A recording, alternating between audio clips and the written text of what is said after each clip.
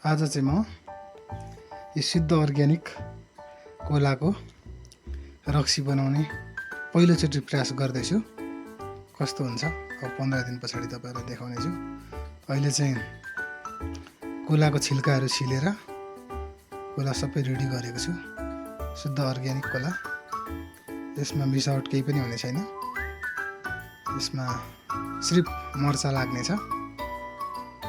त्यस पछाडि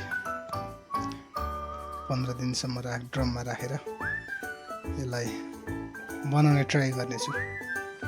मेरो पनि पहिलो प्रयास हो, कस्तो हुन्छ।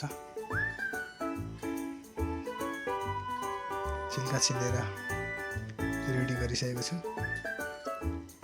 अब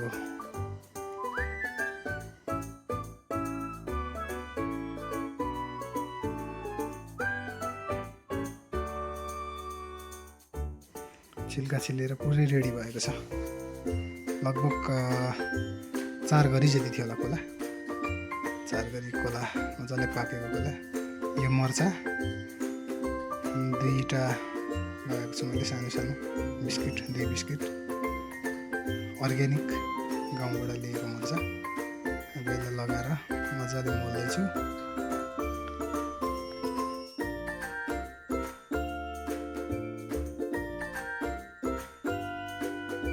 मजाले मोलिसकेपछि यसलाई अब ड्रममा राखेको छु।